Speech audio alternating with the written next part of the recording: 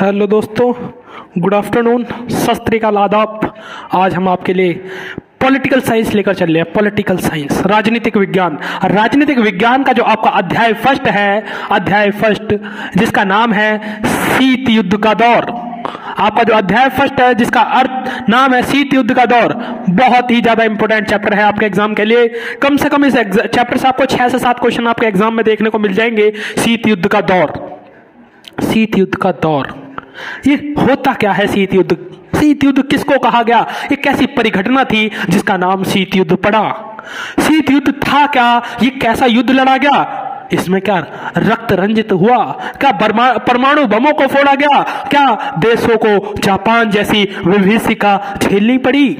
इन्हीं सभी बातों का हम जिक्र करेंगे शीत युद्ध के दौर में। देखिए, शीत युद्ध था क्या? आपको सबसे पहले इस वर्ड से क्लियर रहना चाहिए कि शीत युद्ध क्या है। शीत युद्ध, देखिए शीत युद्ध का अगर हम अर्थ लें, आपको शीत से क्या दिखाई दे रहा है? ठंडा। जहां ठंडा युद्ध हुआ हो, ठंडे का अर्थ क्या है? जहां पर युद्ध कम हुआ हो। ठंडा, ठंडा युद्ध हुआ हो मतलब सर जी क्या अर्थ है? ठीक है, शीत युद्ध का अर्थ है ऐसा युद्ध, शीत युद्ध का अर्थ है ऐसा युद्ध जिसमें कोई भी रक्त रंजित युद्ध ना हुआ हो, जहां हथियारों से कोई युद्ध ना हुआ हो, केवल यहां विचारों से युद्ध हुआ हो। ऐसे युद्ध को शीत युद्ध कहा गया। शीत युद्ध क्या था? शीत युद्ध एक ऐसा युद्ध था जहां वास्तविक रक्त रंजित रक्तपात ना हुआ, बल्कि अपने विचारधाराओं की लड़ाई हुई कि कौन सी विचारधारा ज्यादा अच्छी है। देखिए शीत युद्ध हुआ क्या, कब? देखिए शीत युद्ध जो हुआ वो 1945 से लेकर 1990 तक रहा, यानी 1945 से लेकर 1990 तक रहेगा आपका शीत युद्ध। देखिए शीत युद्ध की बात कहें तो किस किस के बीच हुआ, तो आपको ये याद रखना है शीत युद्ध हुआ है आपका सोवियत संघ वर्सेस अमेरिका।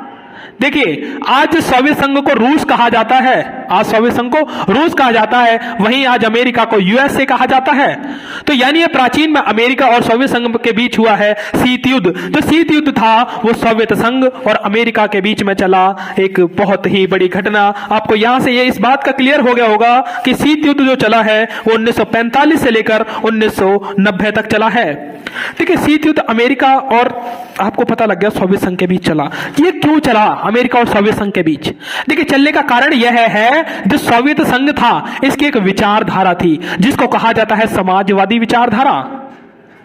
समाजवादी विचारधारा। जो अमेरिका था इसकी विचारधारा थी जिसका नाम था पूंजीवादी विचारधारा।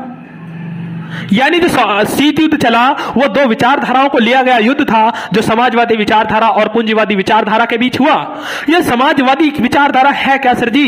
ये समाजवादी विचारधारा का अर्थ है जहां अधिकतर संसाधनों पर, यानी जहां देश पर कंट्रोल सीधा गवर्नमेंट का हो, यानी जहां संसाधन है, जहां संपत्ति है, जहां संपत्ति पर केवल और केवल अधिकार सरकार का हो, ऐसी स्थिति को, ऐसी विचारधारा को सोवियत संघ की समाजवादी विचारधारा कहा जाता था। अर्थात क्या है? देखिए जो सोवियत संघ जो था वहां सब कुछ सरकार के नियंत्रण में था, यानी जितने भी उत्पादन के साधन हैं वो सरकार के नियंत्रण में थे। वहीं पूंजीवादी का अर्थ होता है जहां सब कुछ निजी व्यक्तियों के नियंत्रण में हो, यानी जहां सब कुछ किसके हाथों में हो? जहां सब कुछ निजी व्यक्तियों के हाथों में हो, ऐसी विचारधारा को पूंजीवादी विचारधारा कहा जाता है।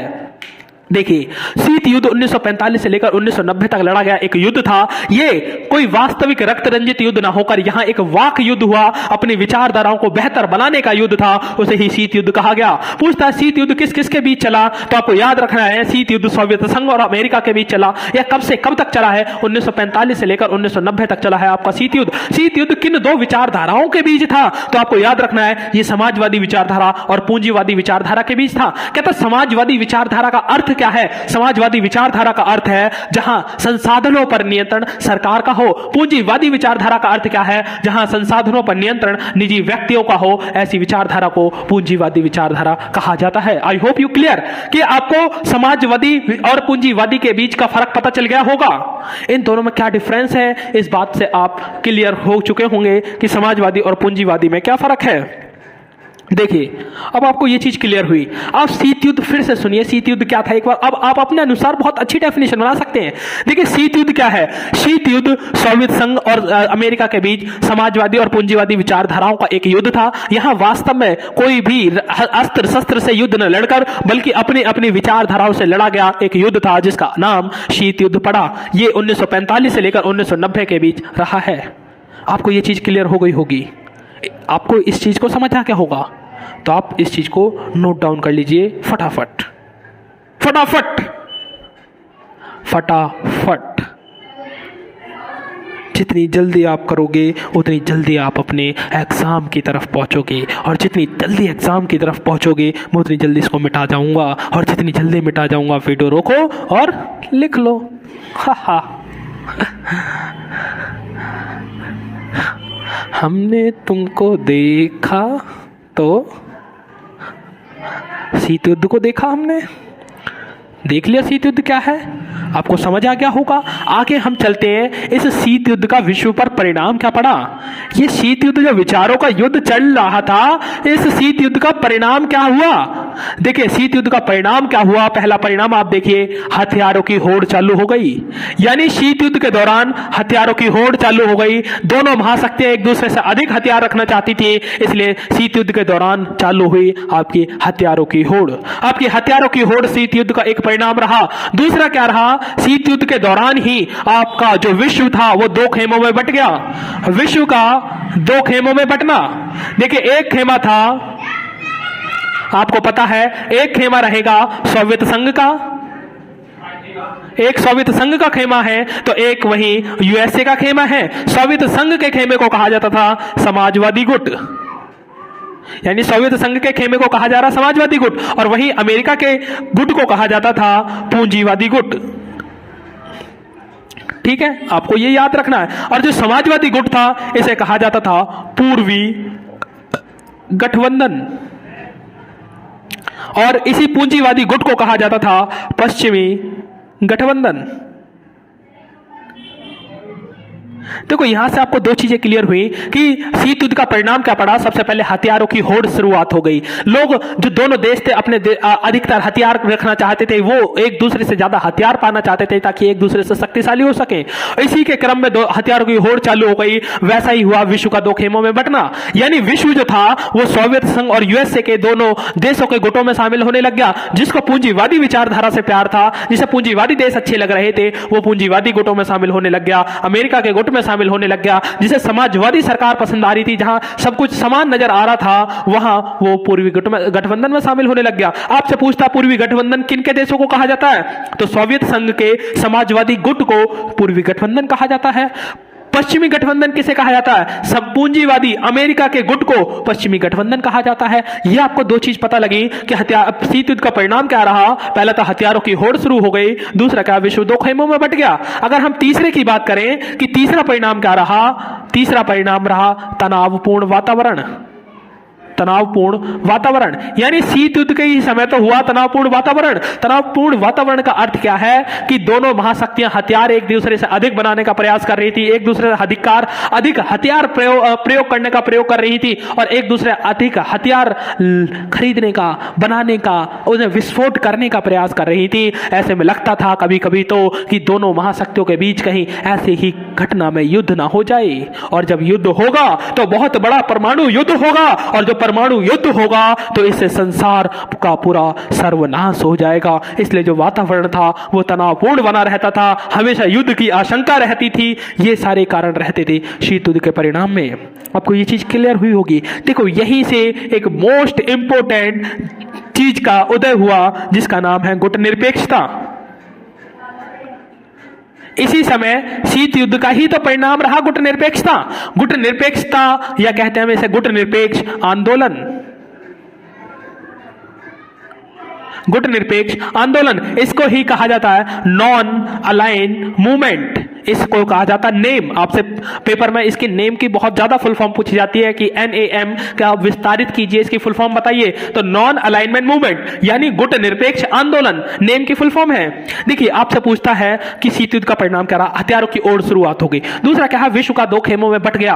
और तीसरा क्या हुआ, तनावपूर्ण वातावरण बन गया। अब देखिए चौथा, शीत युद्ध के समय ही तो गुटबंदी चल रही थी, दोनों गुट खेमों में बट रहा था, कोई अमेरिका में जा रहा था, कोई सोवियत संघ में जा रहा था। भारत जैसे नव विकासशील देश इन किसी गुट में शामिल होने के पक्ष में नहीं थे। उन्हें पता था कि अभी तो ब्रिटेन से आजाद हुए हैं, और आपको पता है अगर आप किसी दाता के गुट में शामिल हो गए, इन दोनों में से किसी के गुट में शामिल हो गए, तो आपको इनकी ही टोटल बात माननी पड़ेगी, और अगर इनकी बात माननी पड़ेगी तो आपको पूर्णतः इनका ही तो मानना पड़ेगा। इस प्रकार आपकी स्वतंत्रता भी खतरे में पड़ सकती है। अगर आपकी स्वतंत्रता खतरे में पड़ेगी, यानी जो आपको अभी नव स्वतंत्रता प्राप्त हुई है, यही तो आपकी खत्म हो जाएगी। अब इस नव स्वतंत्रता के खत्म होने से बचाने के लिए ही तो शुरुआत किया गुट निरपेक्ष आंदोलन। तो आपसे पूछेगा शीत युद्ध का परिणाम क्या रहा। पहला हथियारों की होड़ की शुरुआत हो गई, विश्व का 2 खेमों में बट जाना। तीसरा तनावपूर्ण वातावरण था, आपको पता है युद्ध जैसी स्थिति बन रही है। चौथा क्या हुआ, गुट निरपेक्ष आंदोलन का उदय हुआ। आप इन चारों पॉइंटों को फटाफट नोट कीजिए।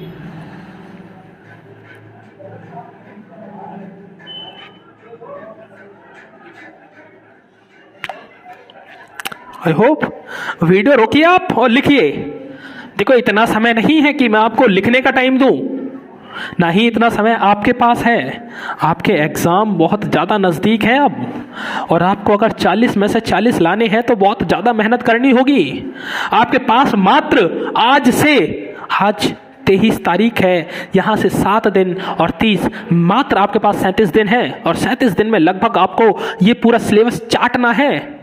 जब चाटोगे तब वहां जाकर निकाल दोगे उसको, और बहुत ज्यादा नंबर प्राप्त कर सकते हो आप। तो आपको यहां शीत युद्ध खत्म हुआ होगा कि शीत युद्ध क्या था, शीत युद्ध के परिणाम क्या पड़े, आपको ये चीज क्लियर हो गई है।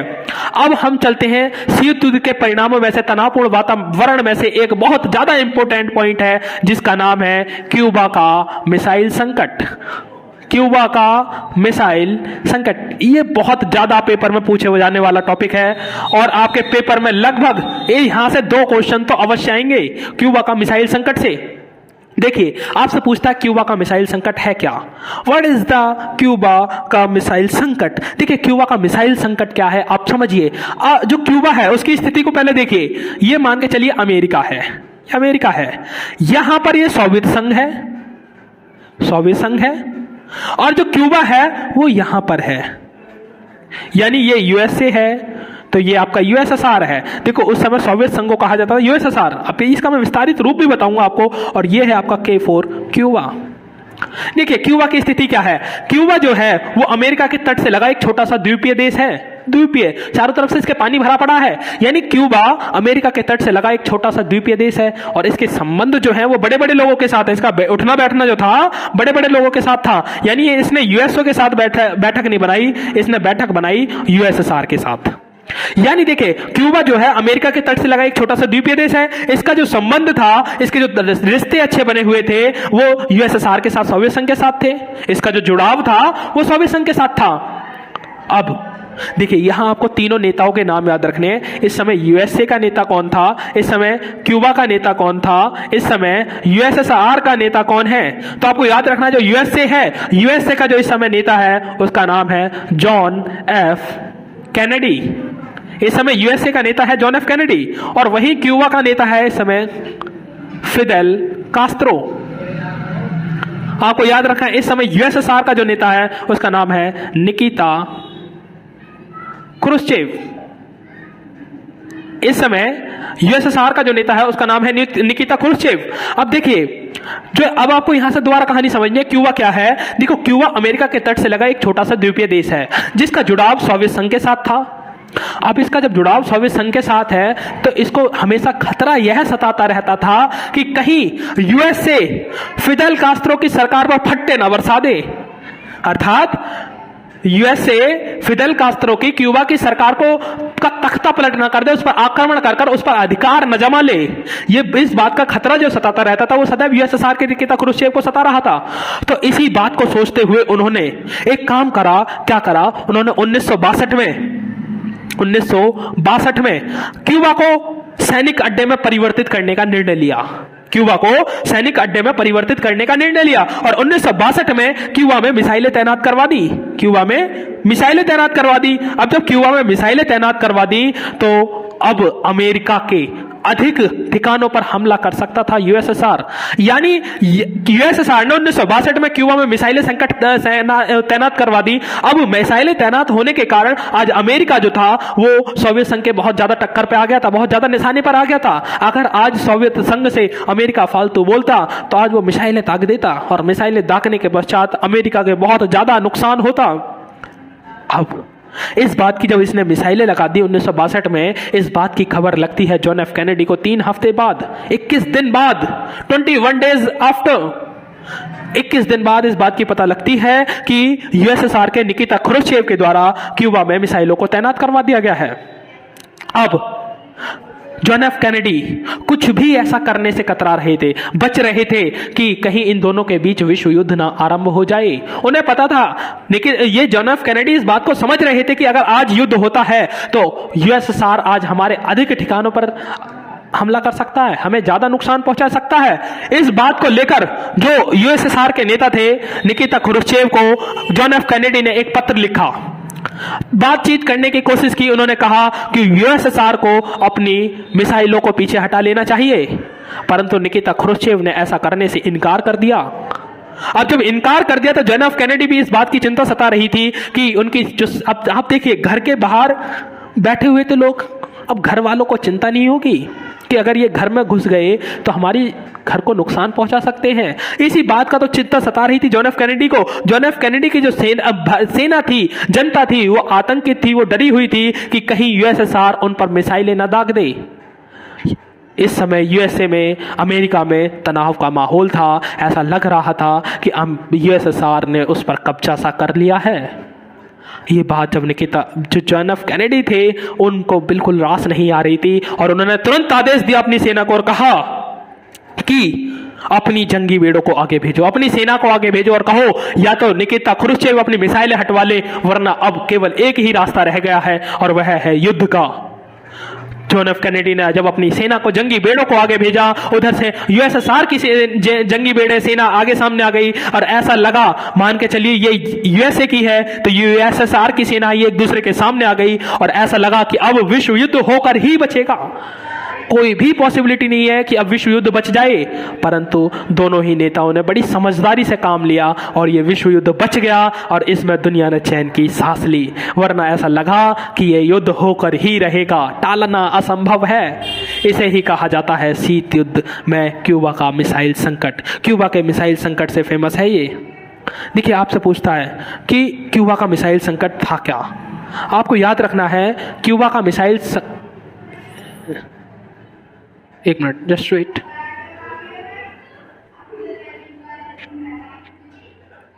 देखिए, आपसे पूछता है क्यूबा का मिसाइल संकट क्या है, तो क्यूबा अमेरिका के तट से लगा एक छोटा सा द्वीपीय देश है जिसका जुड़ाव सोवियत संघ के साथ था।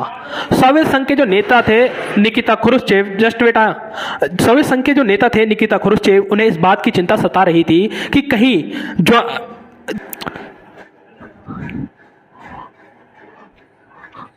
हम लेकर चल रहे थे क्यूबा का मिसाइल संकट, कि क्यूबा का मिसाइल संकट क्या था।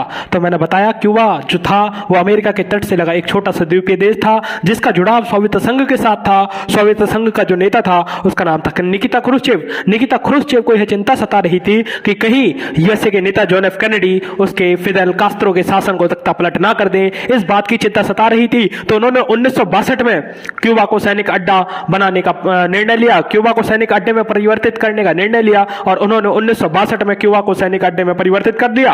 और यह बात अमेरिका के जॉन एफ कैनेडी को 3 हफ्ते बाद पता लगती है। जब 3 हफ्ते बाद यह बात पता चलती है कि यहां मिसाइलें तैनात हैं, तो वे कुछ भी ऐसा करने से कतरा रहे होते हैं कि जिससे दोनों देशों के बीच तृतीय विश्व युद्ध चालू हो जाए। तो ऐसे में उन्होंने अपनी जंगी बेड़ों को आगे भेजा और कहा कि क्यूबा अपनी जो सोवियत संघ अपनी मिसाइलें हटा ले। तो ऐसे में दोनों सेनाएं एक दूसरे के सामने आ गई और लगा कि अब युद्ध होकर रहेगा, परंतु युद्ध न हुआ। यही तो था क्यूबा का मिसाइल संकट। देखिए, यहां से आपके इंपॉर्टेंट क्वेश्चन पूछे जाते हैं कि शीत युद्ध का चरम बिंदु क्या रहा। जो शीत युद्ध था, शीत युद्ध का चरम बिंदु, क्यूबा के मिसाइल संकट को कहा जाता है शीत युद्ध का चरम बिंदु। ये एक ऐसा क्वेश्चन है जो पेपर में अवश्य पूछा जाएगा आपके कि क्यूबा का मिसाइल संकट क्या था और शीत युद्ध का चरम बिंदु ये कहां, शीत युद्ध का चरम बिंदु कौन रहा? तो क्यूबा का मिसाइल संकट शीत युद्ध का चरम बिंदु रहा। आपसे पूछेगा कि क्यूबा का मिसाइल संकट के दौरान किस देश को सैनिक अड्डे में परिवर्तित किया गया था? तो आपको याद रखना है क्यूबा को 1962 में सैनिक अड्डे में परिवर्तित किया गया। पूछेगा क्यूबा के मिसाइल संकट के समय यूएसए का नेता कौन था? तो जॉन एफ कैनेडी। आपसे पूछेगा क्यूबा का नेता कौन था? फिडेल कास्ट्रो। आपसे पूछेगा यूएसएसआर का नेता कौन था? निकिता क्रुश्चेव। ये सारे क्वेश्चन बहुत ज्यादा इंपॉर्टेंट है और आपके पेपर में सभी पूछ देंगे, फटाफट से नोट डाउन कीजिए।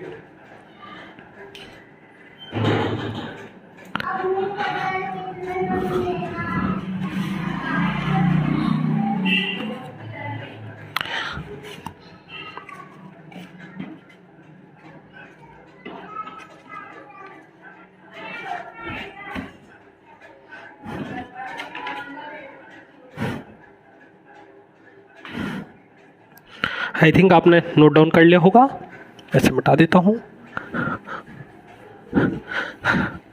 देखिए अभी हमने पढ़ा कि तीसरा विश्व युद्ध प्रारंभ न हो जाए, इसका अर्थ क्या है? इसका प्रतीकात्मक अर्थ यह है कि इससे पहले 2 विश्व युद्ध हो चुके हैं। तो 2 विश्व युद्ध कौन कौन से हुए आप देखिए। पहला हुआ प्रथम विश्व युद्ध। आपसे पूछता है कि प्रथम विश्व युद्ध कब तक हुआ? जो आपका प्रथम विश्व युद्ध है, आपसे केवल क्वेश्चन यहां से ये पूछेगा कि ये कब से कब तक हुआ। तो आपको याद रखना है जो प्रथम विश्व युद्ध था ये 1914 से लेकर 1918 तक रहा। आपसे पूछेगा द्वितीय विश्व युद्ध कब हुआ? तो जो आपका द्वितीय विश्व युद्ध था वो 1939 से लेकर 1945 तक रहा। आपसे पूछता कि द्वितीय विश्व युद्ध किस किस के बीच हुआ? तो आपको याद रखना है जो आपका द्वितीय विश्व युद्ध है ये 2 गुटों के बीच हुआ था। उस समय एक गुट था मित्र राष्ट्र का और दूसरा गुट था धुरी राष्ट्र का। देखिए आपसे पूछा मित्र राष्ट्र में कौन कौन से देश थे? तो मित्र राष्ट्र में थे 4 देश, जिसमें था यूएसए अमेरिका, सोवियत संघ, यूएसएसआर, ब्रिटेन और फ्रांस। देखिए यहां आपके 4 देश थे, यूएसए, यूएसएसआर, ब्रिटेन और फ्रांस। और वहीं धुरी राष्ट्र जो थे उनमें 3 देश शामिल थे। वो 3 देश कौन से थे? जर्मनी, जापान और इटली। तो यहां 3 देश शामिल थे आपके। इन मित्र राष्ट्र और धुरी राष्ट्र इन 2 ग्रुपों के बीच हुआ था आपका द्वितीय विश्व युद्ध। अब ये कहता है द्वितीय विश्व युद्ध खत्म कब हुआ? 1945 में। कहता खत्म होने की अंतिम घटना क्या थी? द्वितीय विश्व युद्ध के खत्म होने की अंतिम घटना थी यूएसए द्वारा जो जापान था, जापान के 2 शहरों पर, एक का नाम है हिरोशिमा, एक का नाम था हिरोशिमा और एक का नाम था नागासाकी। जापान के 2 शहर थे हिरोशिमा और नागासाकी। इन दो पर यूएसए के द्वारा परमाणु बम से हमला कर दिया गया। यहां परमाणु मिसाइलें दाग दी गई और परमाणु मिसाइलें दागने के पश्चात जो जापान था वो पूरी तरह से खत्म हो गया और घुटने टेकने पर मजबूर हो गया। इस तरह से द्वितीय विश्व युद्ध समाप्त हुआ। देखिए कहता है इन 2 शहरों पर बम गिराए। कहता है ये यहां कब गिराया और यहां कब गिराया? तो आपको याद रखना है जो हिरोशिमा था इस पर गिराया था बम आपका 6 अगस्त 1945 को, और जो यहां पर बम गिराया ये गिराया था 9 अगस्त 1945। यानी जो पहला बम गिरा हिरोशिमा पर उसका वो था 6 अगस्त 1945 और जो दूसरा बम गिरा नागासाकी पर जापान के वो था 9 अगस्त 1945। कहता है इस बम का नाम क्या था? हिरोशिमा पर जो बम गिराया इसका नाम क्या था? इसका नाम था लिटिल मैन। कहता है इसका नाम लिटिल मैन क्यों पड़ा? क्योंकि जो इसकी क्षमता थी इस वाले से कम थी। इसकी क्षमता थी 15 किलो टन। मारक क्षमता जो थी इसकी 15 किलो टन थी। वहीं अगर नागासाकी की बात करें इसका नाम था फैटमैन। कहता फैटमैन की मारक क्षमता क्या थी? इसकी मारक क्षमता थी 21 किलो टन। देखिए कहता जापान यूएसए के द्वारा जापान के किन 2 शहर, दिस इज मोस्ट इंपोर्टेंट, यहां से आपसे एक क्वेश्चन जरूर पूछा जाएगा कि यूएसए के द्वारा जापान के किन 2 शहरों पर परमाणु बम गिराए गए? तो हिरोशिमा और नागासाकी पर। हिरोशिमा पर कब गिराएगा? 6 अगस्त 1945 को। और नागासाकी पर कब गिराएगा? 9 अगस्त 1945 पर। कहता है जो हिरोशिमा पर बम गिराया उसका नाम क्या था? उसका नाम लिटिल मैन था। जो नागासाकी पर गिराएगा उसका नाम क्या था? उसका नाम था फैटमैन। आपसे पूछता है जो लिटिल मैन था इसकी मारक क्षमता कितनी थी? 15 किलो टन। आपसे पूछता था जो नागासाकी पर गिराया गया, फैट मैन, इसकी मारक क्षमता कितनी थी? 21 किलोटन। ये आपके बहुत ज्यादा इंपॉर्टेंट टॉपिक है और ये हमेशा आपसे पूछा जाता है। और देखिए ऐसा कहता है जब जापान पर यूएसए के द्वारा परमाणु बम से हमला कर दिया गया तो इसकी विश्व के लेवल पर, विश्व बिरादरी में बड़ी भत्सरना की गई, बड़ा इसका अपमान करने की बात की गई और ऐसा पूछा गया कि आपने क्यों ऐसा किया। तो इसका कहना था कि जो मैं अमेरिका चाहता हूं कि जल्द से जल्द द्वितीय विश्व युद्ध समाप्त हो जाए, जल्द से जल्द द्वितीय विश्व युद्ध समाप्त करने के लिए मैंने ये निर्णय लिया और इस पर परमाणु बम दागे जिससे विश्व युद्ध से होने वाली हानि से बचा जा सके। बल्कि अब कुछ इतिहासकारों का कहना है कि जापान था वो आत्मसमर्पण करने वाला ही था। इस स्थिति का इस बारे में जब उसे पता चला अमेरिका को, तो उसने अपनी शक्ति दिखानी चाहिए और जापान को घुटने टेकते हुए उसे एकदम लिटा दिया गया, खत्म कर दिया गया। यही तो था आपका द्वितीय विश्व युद्ध और इसी के साथ इसकी समाप्ति हो गई द्वितीय विश्व युद्ध की। फटाफट इस चीज को नोट कीजिए।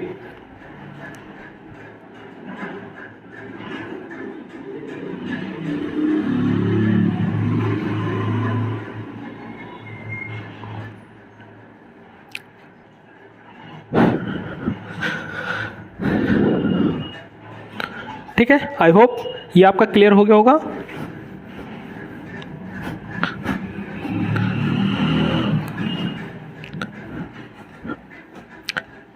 देखिए मैंने आपको बताया यहां गुटबंदी चालू हो गई है। गुटबंदी का अर्थ क्या है कि पूरा विश्व दो खेमों में बट गया है। एक तो कहीं यूएसए के शामिल हो रहा था और तो दूसरा कहीं यूएसएसआर के गुट में शामिल हो रहा था। तो कहता है कि जो छोटे देश थे, अब जो बड़े देश हैं, आपने देखा है बड़े देश थे वो छोटे छोटे देशों को अपने गुटों में शामिल क्यों करना चाहते थे? ये जो बड़े बड़े देश हैं ये छोटे छोटे देशों को अपने गुटों में शामिल करना क्यों चाह रहे हैं? क्या ऐसा रीजन है कि ये चाहते हैं कि जो छोटे छोटे देश हैं ये हमारे गुटों में शामिल हो? तो इसका एक रीजन रहा कि ये चाहते थे कि छोटे छोटे देश जो है हमारे शामिल हो। पहला ये था, देखिए तो आपका टॉपिक है, हेडिंग डालिए कि महाशक्तियां छोटे देशों को अपने गुट में शामिल क्यों करना चाहती थी? अपने गुट में शामिल करने का क्या कारण था? तो पहला यह था कि जो छोटे छोटे देश हैं उनके भू संसाधनों का, देखिए अभी अमेरिका अगर भारत अगर यूएसएसआर में शामिल हो जाता तो यूएसएसआर को उसे क्या संसाधन नहीं देने पड़ते? यानी क्या उसे संपत्ति नहीं देनी पड़ती? क्या उसे अनाज कुछ ऐसा देना नहीं पड़ता? यानी उसके संसाधन जो है वो बड़े गुट को देने पड़ते। तो जो गुट थे वो छोटे छोटे देशों का भू संसाधनों का प्रयोग करने के लिए उन्हें अपने गुट में शामिल करते थे ताकि वे देश शामिल हो और उनके भू संसाधनों का प्रयोग किया जा सके, पहला। दूसरा क्या है? अपनी सेना का संचालन करने के लिए, अपनी सेना का संचालन का मतलब होता है वहां से चलाने के लिए, वहां से निकालने के लिए, संचालन करने के लिए। अब देखिए, अब जो क्यूबा था, आपको याद है ना जो क्यूबा था वो अमेरिका के यहां लगा हुआ था। अब जो यूएसएसआर था जब उसने यहां इस पर मिसाइलें तैनात कर दी तो आज क्यूबा के माध्यम से वो अमेरिका के ज्यादा ठिकानों पर हमला कर सकता था। इससे अमेरिका को बहुत बड़ी स्तर पर हानि होती। यानी उसके भू क्षेत्र का प्रयोग करके आज अमेरिका को अपनी सेना का संचालन करके यूएसएसआर अमेरिका पर अधिक नुकसान पहुंचा सकता था। इसलिए जो छोटे छोटे देशों को शामिल करना चाहती थी महाशक्तियां, यानी उनके भू संसाधनों का प्रयोग करने के लिए, अपनी सेना का संचालन करने के लिए। तीसरा क्या है? उनसे आर्थिक सहायता मिलने के लिए। देखिए जो बड़ी महाशक्तियां थी वो छोटे छोटे देशों को शामिल करती थी और उन्हें उनकी रक्षा का वायदा देती थी कि उनको दूसरी महाशक्ति से बचाकर रखा जाएगा, दूसरे देशों से बचा के रखा जाएगा। उसके बदले में उन्हें एक पैसा देना पड़ेगा। उस पैसे को लेकर वो जब उनके गुट में शामिल हो गया तो उससे पैसा मांगते, कहते अब हमें धन की आवश्यकता है, धन दीजिए, नहीं तो हम आपकी सुरक्षा नहीं कर पाएंगे। तो ऐसे में जो छोटे छोटे देश थे वो अपनी धन संपत्ति दिया करते थे। इस धन संपत्ति का प्रयोग वे अपने हथियारों की होड़ में तीसरे विश्व युद्ध की तैयारी में लगा रहे थे। हथियारों की होड़ अपना विकास करने के लिए छोटे छोटे देशों का शोषण किया जा रहा था। यानी उनके भू संसाधनों का प्रयोग करने के लिए, अपनी सेना का संचालन करने के लिए, आर्थिक सहायता लेने के लिए, ये सारे काम करने के लिए किया जा रहा था और छोटे छोटे देशों को अपने अपने गुटों में शामिल। देखिए यहां से ही क्या है, अगर आप चौथा देखो तो यहां इनके भू क्षेत्र का भी प्रयोग करते थे। जैसे अगर किसी को कुछ काम करना है, जैसे उपजाऊ भूमि है बहुत ज्यादा, तो उन्होंने कहा आपकी भूमि का हम प्रयोग करेंगे, आप हमारे गुट में हो, आपकी सुरक्षा का वायदा हम पर है, सारे काम हम करेंगे, तो इसलिए उनके भू क्षेत्र का भी प्रयोग करते हैं। देखिए ये भू संसाधन है, यानी जमीन से निकलने वाले संसाधनों का प्रयोग कर रहे हैं, ये भू क्षेत्र का प्रयोग कर रहे हैं, और यहां से सेना का संचालन किया जा रहा है और उनसे आर्थिक सहायता ले रहे हैं। इन कारणों से छोटे छोटे देशों को शामिल करने चाहती थी महाशक्तियां अपने गुट में, यानी जब महाशक्तियां थी वो चाहती थी छोटे छोटे देश हमारे शामिल हो और हम उनका ये सारे संसाधन लेंगे और अपना विकास कर सकेंगे। इसलिए जो छोटे छोटे देशों को शामिल करने के पक्ष में थे बड़ी बड़ी महाशक्तियां।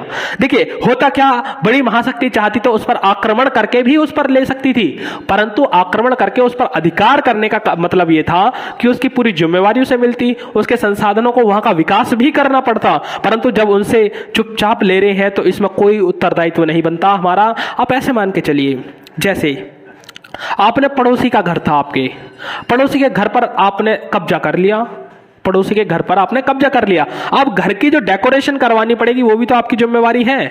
अगर आप रहोगे उसमें तो आपको डेकोरेशन भी करवानी पड़ेगी, घर का काम भी करवाना पड़ेगा, ये सारे काम करवाने पड़ेंगे। या अगर इसके विपरीत अगर आप उसके मालिक पर कब्जा कर लो, अपने पड़ोसी की, उसे दबा लो और उसे कहो भैया मुझे 1000 रुपए पर महीने चाहिए, तो आपको वो सूखे सूखे 1000 रुपए मिलते रहेंगे, आपको उस घर में कुछ नहीं करवाना। यानी अगर महाशक्तियां डायरेक्ट कब्जा कर लेती तो उनके ऊपर लायबिलिटी आ जाती, पर उत्तरदायित्व आ जाता। परंतु जब उन्होंने उनके शासकों पर कब्जा कर लिया तो उनके पास कोई उत्तरदायित्व नहीं आया, बल्कि वहां से संसाधनों को उनसे लिया जा सका।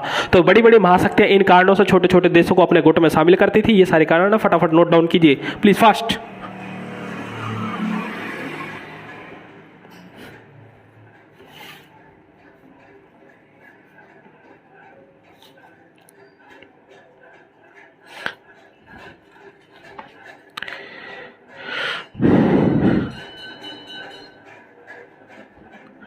ठीक है, ये चीज आपने नोट डाउन कर ली होगी। कहाँ गया हमारा सफाई कर्मचारी का कपड़ा?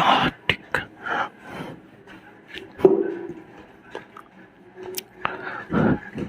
देखिए ये चीज आपको क्लियर हो गई होगी। अब हम लेकर चले नेक्स्ट टॉपिक। देखो शीत युद्ध के दायरे, ये बहुत इंपॉर्टेंट है। कहता शीत युद्ध के दायरे ये है क्या? देखिए शीत युद्ध के दायरे से अभिप्राय ऐसे स्थानों से है, शीत युद्ध के दायरों से अभिप्राय ऐसे स्थानों से है जहां ऐसा लगा कि दोनों महाशक्तियां एक दूसरे के सामने आ गई, जैसा क्यूबा में। यानी शीत युद्ध के दायरे वे उससे अभिप्राय ऐसी स्थिति से है जब दोनों महाशक्तियां एक दूसरे के सामने आ गई और ऐसा लगा कि तृतीय विश्व युद्ध होकर रहेगा, परंतु तृतीय विश्व युद्ध बच गया। ऐसी ही स्थिति को तो कहा जाता है शीत युद्ध के दायरे। यानी शीत युद्ध के जो दायरे हैं वो यही है कि शीत युद्ध के दायरे से आपसे पूछेगा शीत युद्ध के दायरे से क्या अभिप्राय है। शीत युद्ध के दायरे से अभिप्राय जब दोनों महाशक्तियां एक दूसरे के सामने आई और ऐसा लगा कि युद्ध होकर रहेगा, परंतु इन दोनों के बीच युद्ध बच गया। ऐसी स्थिति को ही तो कहा जाता है शीत युद्ध के दायरे। फटाफट इसको ना अपनी लैंग्वेज में लिखिए। शीत युद्ध के दायरे क्या है? शीत युद्ध के दायरे से अभिप्राय ऐसी स्थिति से है, ऐसे स्थानों से है जहां दोनों महाशक्तियां एक दूसरे के सामने आ गई और ऐसा लगा कि अब तो विश्व युद्ध होकर रहेगा, परंतु कैसे भी कर युद्ध टल गया। इसको ही कहा जाता है आपका शीत युद्ध के दायरे। जस्ट वेट, इसे ही तो कहा जाता है शीत युद्ध के दायरे। इसके कुछ एक एग्जांपल है, बाकी हम इसे आगे फुर्सत में लेकर चलेंगे बहुत अच्छी तरीके से खोल के। जैसे पहला आपका बर्लिन का संकट। बर्लिन, जो बर्लिन की दीवार खड़ी करी गई थी वो 1958 से लेकर 1962 तक ये ज्यादा मेजर रहेगा। फिर 1962 का ही तो है आपका क्यूबा का मिसाइल संकट। देखो क्यूबा का जो मिसाइल संकट है वो भी तो 1962 का है। यहां भी तो दोनों महाशक्तियां एक दूसरे के सामने आ गई और ऐसा लगा कि युद्ध होकर रहेगा, परंतु कैसे भी कर ये युद्ध टल गया। इसे ही कहा जाता है क्यूबा का मिसाइल संकट। तीसरा आप देखिए कोरिया संकट। कोरिया संकट है, यह भी 1950 से लेकर 1953 तक रहा। यहां भी ऐसा लगा था कि महाशक्तियां एक दूसरे के सामने आ गई थी, ऐसा लगा युद्ध होकर रहेगा, परंतु बच गया। ये आपको बस अभी ऐसे मोटे मोटे याद रखने हैं। ऐसी चौथा एक अफगान संकट। अफगान संकट में भी ऐसा ही हुआ कि सोवियत संघ ने अपनी टांग अड़ाई तो वहां भी दोनों महाशक्तियां एक दूसरे के सामने आ गई और लगा कि युद्ध होकर रहेगा, परंतु यह भी बच गया। अफगान संकट रहा। आपका पांचवा आएगा अरब स्प्रिंग। अरब स्प्रिंग, ये भी ऐसी स्थिति थी, ऐसा लगा कि युद्ध होकर रहेगा परंतु बच गया। ये कुछ ऐसी स्थितियां हैं जब देखो यहां से आपसे पूछेगा शीत युद्ध के दायरे से क्या अभिप्राय है, आपको डेफिनेशन में दे देगा। तो शीत युद्ध के दायरों से अभिप्राय है कि दोनों महाशक्तियां एक दूसरे के सामने आई और ऐसा लगा कि युद्ध होकर रहेगा, परंतु वास्तविक युद्ध रक्त रंजित से विश्व युद्ध से बच गई, उन्हें कहा जाता है शीत युद्ध के दायरे। शीत युद्ध के दायरों के कुछ एग्जाम्पल है, आपको बर्लिन का संकट, क्यूबा का मिसाइल संकट, कोरिया संकट, अफगान संकट, अरब स्प्रिंग, और आप एक और याद रखो तो वियतनाम संकट।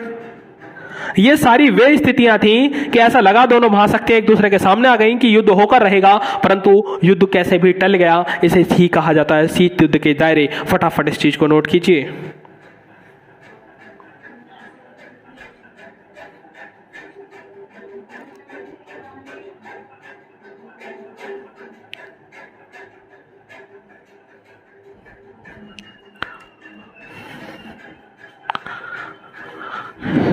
देखिए आगे हम चलते हैं,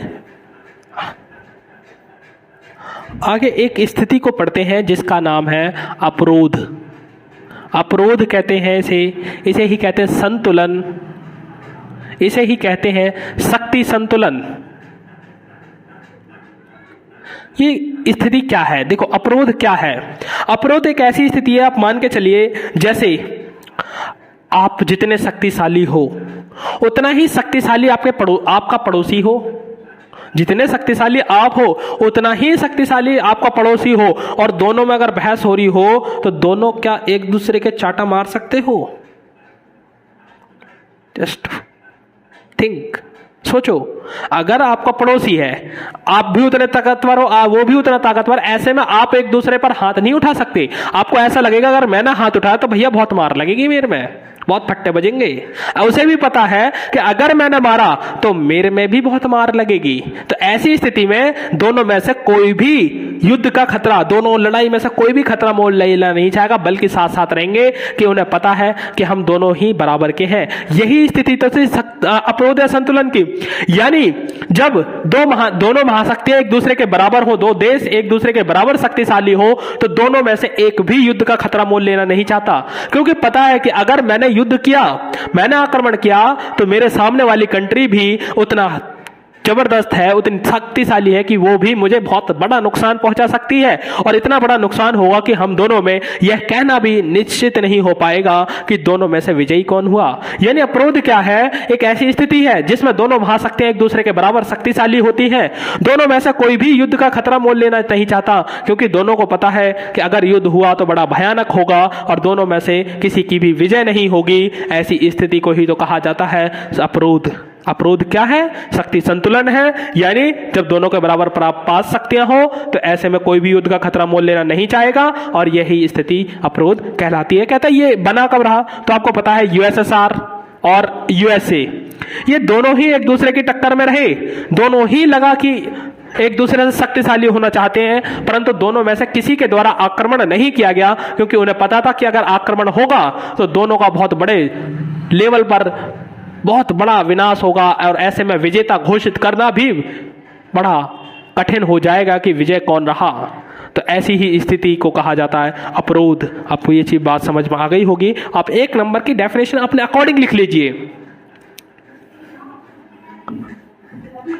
अब हम पढ़ने जा रहे हैं बहुत बड़ी चीज, बहुत अच्छी चीज, जो आपके एग्जाम में जरूर पूछी जाएगी, जिसका नाम है गुट निरपेक्ष आंदोलन। गुट निरपेक्ष आंदोलन। देखो गुट निरपेक्ष आंदोलन को इंग्लिश में कहा जाता है नॉन अलाइनमेंट मूवमेंट। निरपेक्ष का मतलब था अलाइनमेंट, नॉन अलाइनमेंट मूवमेंट। तो इसको इंग्लिश में आपकी ये कहा जाता है नेम। आपसे जो पेपर पर फुल फॉर्म पूछी जाएगी इसकी कि नेम की फुल फॉर्म क्या है, NAM देगा, कहेगा इसका विस्तारित कीजिए, इसकी फुल फॉर्म बताइए। तो इसकी फुल फॉर्म जो होगी गुट निरपेक्ष आंदोलन। नेम की फुल फॉर्म क्या है? गुट निरपेक्ष आंदोलन। देखिए गुट निरपेक्ष आंदोलन की स्थापना क्यों हुई, कैसे हुई, और ये था क्या? देखिए आपको पता है 1947 में भारत आजाद हुआ। भारत के साथ साथ एशिया के, मध्य एशिया के, अफ्रीका के कुछ और देश भी आजाद हुए। और उस समय पता है 1947 की बात है, दो महाशक्तियां हैं, एक आपकी यूएसए और दूसरी आपकी यूएसएसआर। दोनों ही महाशक्तियां बहुत बड़ी है। और आपको पता था कि अगर भारत अभी अभी आजाद हुआ था और इनमें से अगर किसी एक गुट में शामिल हो जाता है तो उसे उस गुट की बात सारी माननी पड़ेगी। अगर वह उसके गुट की बात नहीं मानेगा तो उसके साथ फिर दिक्कत हो जाएगी, क्योंकि दूसरी महाशक्ति उसकी दुश्मन बन जाएगी। तो ऐसी में ये किसी भी महाशक्ति में शामिल नहीं होना चाहता था और दोनों महाशक्तियों से बचने के लिए इन्होंने एक आंदोलन चलाया जिसका नाम था गुटनिरपेक्ष आंदोलन। इन्होंने कहा कि हम नव स्वतंत्र देश किसी भी गुट में शामिल नहीं होंगे और इन्होंने नव स्वतंत्र देशों को गुट में शामिल होने का विरोध किया। तो यही तो था आपका गुटनिरपेक्ष आंदोलन। देखिए गुटनिरपेक्ष आंदोलन क्या है? गुटनिरपेक्ष आंदोलन एक ऐसी घटना है जिसमें अफ्रीका और एशिया के देश, नव स्वतंत्र देश थे, वे दोनों यानी यूएसए और यूएसएसआर किसी भी गुट में शामिल नहीं होना चाहते थे। उसे ही कहा गया गुटनिरपेक्ष आंदोलन। कहता है गुटनिरपेक्ष आंदोलन की स्थापना किसके द्वारा की गई? गुटनिरपेक्ष आंदोलन की जो स्थापना की गई वो 5 देशों के द्वारा की गई। 5 देश कौन कौन से थे? सबसे पहले भारत, फिर इंडोनेशिया, फिर आपको याद रखना मिस्र, फिर घाना, और फिर आपको रखना है इंडोनेशिया, मिस्र, घाना, भारत, एक देश और था। एक देश कौन सा था? एक देश कौन सा था? एक मिनट। भारत, इंडोनेशिया, मिस्र, हाँ यूगोस्लाविया। आपके 5 देश थे, भारत, इंडोनेशिया, मिस्र, घाना और यूगोस्लाविया। जो भारत ने, इंडोनेशिया ने, मिस्र ने, घाना ने और यूगोस्लाविया ने मिलकर इन 5 देशों ने मिलकर गुटनिरपेक्ष आंदोलन की स्थापना की। आपसे पूछता है इनके संस्थापक कौन कौन थे? तो भारत के थे पंडित जवाहर लाल नेहरू, हमारे नेहरू साहब इसमें शामिल थे। और आपके इंडोनेशिया के थे सुकर्नो, आपके मिस्र के थे गमाल अब्दुल नासिर, आपके घाना के थे वामे एन क्रूमा, और आपके जो यूगोस्लाविया के थे इनका नाम था जोसेफ ब्रॉज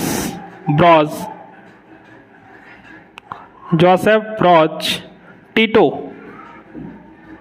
देखो आपसे पूछेगा, ये बहुत ज्यादा इंपॉर्टेंट है, आपसे पूछेगा कि गुटनिरपेक्ष आंदोलन की स्थापना किसके द्वारा की गई? तो इन 5 देशों के द्वारा गुटनिरपेक्ष आंदोलन की स्थापना की गई। आपसे पूछेगा कि भारत का संस्थापक कौन था, यानी भारत में जिसने गुटनिरपेक्ष आंदोलन में भूमिका निभाई वो कौन था? पंडित जवाहरलाल नेहरू। पूछेगा इंडोनेशिया का कौन था? सुकर्नो। पूछेगा मिस्र का कौन था? गमाल अब्दुल नासिर। आपसे पूछेगा कि घाना का कौन था? वामे एन क्रूमा। आपसे पूछेगा यूगोस्लाविया का कौन था? तो यूगोस्लाविया का था जोसेफ ब्रॉज टीटो। इन 5 देशों के द्वारा मिलकर गुटनिरपेक्ष आंदोलन की स्थापना की गई। कहता है कि इसने मिलकर पहला एक सम्मेलन किया। इसका पहला सम्मेलन हुआ था बेलग्रेड में। पूछता बेलग्रेड में हुआ, कब हुआ? यह हुआ था 1961 में। ठीक, यानी आपसे पूछेगा गुटनिरपेक्ष आंदोलन का पहला सम्मेलन कब हुआ? 1961 में। कहां हुआ? बेलग्रेड में। और पूछता इस समय इसके सदस्य देश कितने थे? तो इस समय 25 सदस्य थे इसके गुटनिरपेक्ष आंदोलनों के जिसने भाग लिया था। तो आपको एक तो ये चीज याद रखनी है। देखो यहां से आपका एक क्वेश्चन जरूर बनेगा कि गुटनिरपेक्ष आंदोलन का पहला जो सम्मेलन हुआ वो कब हुआ? 1961 में। पूछेगा कहां हुआ? बेलग्रेड में। पूछा कितने सदस्य थे? 25 सदस्य थे। कहता दूसरा सम्मेलन कहां हुआ? पूछता दूसरा, तो आपको याद रखना है, सॉरी दूसरा नहीं पूछता आपसे पूछता है 114वां। देखो 114वां जो सबसे रिसेंट का है वो हुआ था 2006 में। पूछता है 114वां जो सम्मेलन हुआ वो कहां हुआ 2006 में? तो वो हुआ था क्यूबा के हवाना में। क्यूबा के हवाना में हुआ दूसरा 114वां सम्मेलन। कहता है इसमें कितने सदस्य थे? इसमें थे 115 सदस्य। और पूछता है कि इसमें कितने पर्यवेक्षक देश थे? तो इसमें 15 थे पर्यवेक्षक देश, जो ये देख रहे थे कि ये कितना अच्छा बेहतर तरीके से काम कर रहा है। और लेट आई चेक, इस पॉइंट में मुझे थोड़ा सा डाउट है भाई, आपको मैं पहले बता के चल रहा हूं। इस पॉइंट में मेरे को ना एक्चुअल में याद नहीं आ रहा कितने देश थे। शायद एक बार चेक कर लेना आप, ठीक है। कहता गुट निरपेक्ष आंदोलन कब क्या था, तो गुट निरपेक्ष आंदोलन एक ऐसी स्थिति थी जहां दोनों ही मतलब भारत के इन 5 देशों ने मिलकर, सॉरी भारत के कह रहा हूं, विश्व के इन 5 देशों ने मिलकर नव स्वतंत्र हुए देशों को जो नई नई आजादी मिली है उन्हें दोनों गुट में शामिल होने से रोका। इसको ही कहा गया गुट निरपेक्ष आंदोलन। कहता गुट निरपेक्ष आंदोलन का पहला सम्मेलन कब हुआ, तो आपको याद रखना पहला सम्मेलन 1961 में हुआ। कहां हुआ, बेलग्रेड में हुआ। पूछता कितने सदस्य थे, तो इसके थे 25 सदस्य। आपसे पूछता 114वां सम्मेलन कब हुआ, तो 2006 में हुआ। कहां हुआ, क्यूबा के हवाना में हुआ। पूछता कितने सदस्य थे, 115 सदस्य थे। पूछता कितने पर्यवेक्षक देश थे, 100, इसके 15 पर्यवेक्षक देश थे। 115 या 125 सदस्य हैं। मैं इस बात में थोड़ा कंफ्यूज हूं भाई, इसको आप एक बार गूगल पे चेक कर लेना, चेकआउट कर लेना उसे। बाकी यही आपका गुट निरपेक्ष आंदोलन। यहां से आपके कम से कम 2 क्वेश्चन तो आपके पूछे ही जाने हैं इस चैप्टर से। यहां से आपके 2 क्वेश्चन पूछे जाएंगे इतने में से। फटाफट इसको नोट डाउन कीजिए।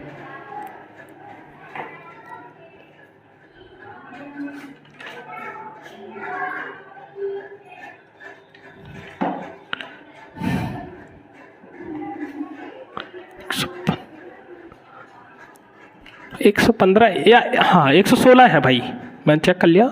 116 सदस्य हैं, ठीक है। 116 सदस्य थे इसके 2006 का जो 114वां सम्मेलन हुआ था। 15 पर्यवेक्षक देश थे।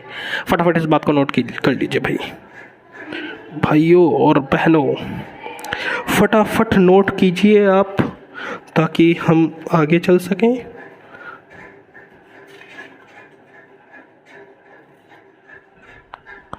बाकी हम ये कल करवाएंगे आपका। आज के लिए देखिए आप इस चीज़ को देखिए, नोट डाउन कीजिए और फटाफट याद कीजिए, क्योंकि आपके पास अब समय नहीं है कि आप इसको रोक सको। अब आपके पास नहीं है समय, फटाफट इसे नोट डाउन करो और लिखो, याद करो और इसी तरह से एग्ज़ाम दो फटाफट, ठीक है। बाय बाय, कल मिलते हैं नेक्स्ट क्लास में।